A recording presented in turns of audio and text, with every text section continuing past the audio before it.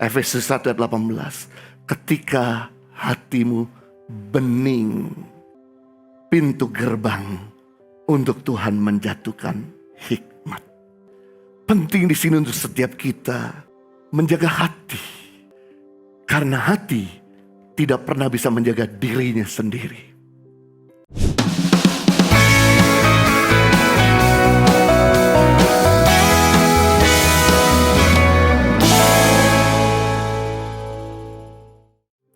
Bagaimana penglihatan kita bisa semakin tajam?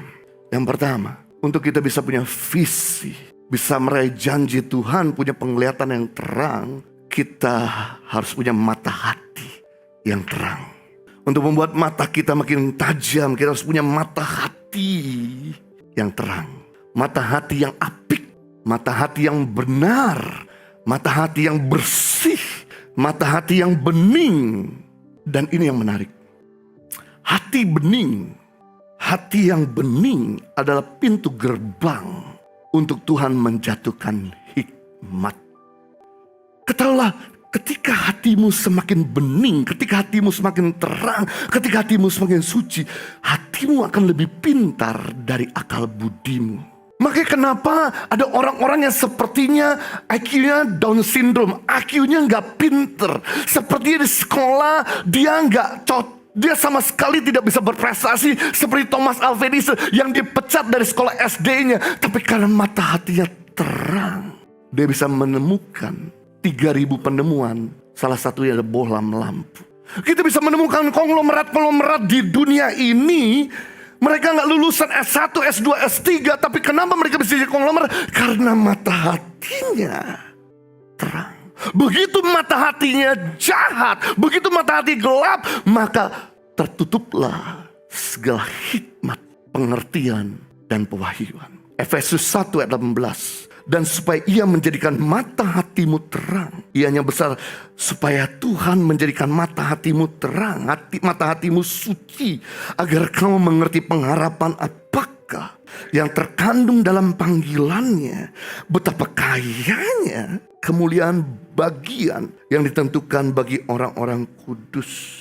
Wow, waktu mata hatimu terang, betapa kayanya rahasia, visi dan hikmat yang diberikan kepada saudara. Saudara jadi gak usah pusing memikirkan bagaimana dapat hikmat, karena sumber hikmat dari Tuhan. Dan pintu gerbang untuk Tuhan menjatuhkan hikmat ketika kamu bisa menjaga mata hatimu bening. Dalam terjemahan firman Allah yang hidup Efesus 1:18, saya berdoa supaya hati saudara dipenuhi dengan terang sehingga dapat memperoleh pengertian mengenai masa depan yang telah disediakannya bagi saudara. Doa Paulus agar jemaat di Efesus memiliki hati yang terang, agar mereka mengerti mengenai masa depan yang disediakannya bagi mereka. Saya bersama istri berpendidikan teologi, sekolah Alkitab. Dan waktu kami ada di Indonesia, kami bergerak di social community development. Walaupun setiap weekend kami melayani gereja-gereja, berkhotbah, mengajar. Tapi tengah minggu, Senin sampai Jumat, kami banyak di pelayanan sosial. Yang notabene kami gak pernah sekolah di situ. Gak ada orang yang ngajarin kami, gak ada orang yang training kami tentang bagaimana menjalankan pelayanan kemanusiaan bagi Indonesia. Hanya cuma modal mengasihi Indonesia. Hanya cuma punya modal hati yang cinta kepada negeri ini. Ketika kami sudah melakukan semua pergerakan, program-program, lalu kemudian teman kami punya anak tinggal di Belanda, ambil S2 Community Development. Sebelum dia lulus, dia harus mengabdikan dirinya untuk bisa melakukan pelayanan sosial, pekerjaan sosial. Dan dia memutuskan untuk bisa volunteer di Yayasan Tangan Pengharapan. Dia tinggal 3 bulan di daerah demi daerah demi daerah. Ketika setelah 3 bulan, dia kembali lagi ke Jakarta, ketemu sama kami. Dia berkata begini, wow, apa yang saya pelajari di S2 negeri Belanda tentang community development telah kamu kerjakan. Bolehkah saya tahu, apakah kamu sekolah community development? Saya sama istri lihat-lihatan. Nah, kita nggak sekolah di situ. Wow, kok bisa ya? Apa yang saya pelajari, teori-teori yang saya dapatkan, kamu sudah melakukannya semua itu bagi negerimu Indonesia.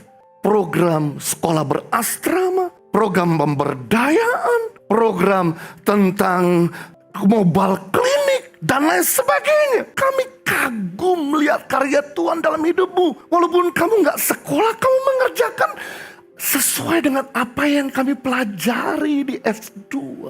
Baru Tuhan tunjukkan ayat ini. Efesus 1 ayat 18.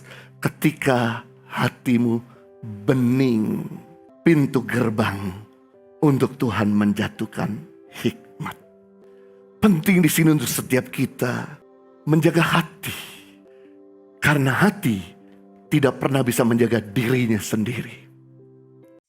Ibadah Impact Community Indonesia menjadi 5 sesi. Ibadah jam 8 pagi, jam 10, jam 12 siang, jam 3 sore, dan jam 5 sore. Seluruh ibadah berlangsung on-site di Mall of Indonesia, lantai P3, Kelapa Gading, Jakarta Utara. Bagi jemaat yang ingin mengikuti secara online, ibadah live streaming dapat diikuti pada pukul 10 pagi waktu Indonesia Barat di YouTube Impact Community Indonesia.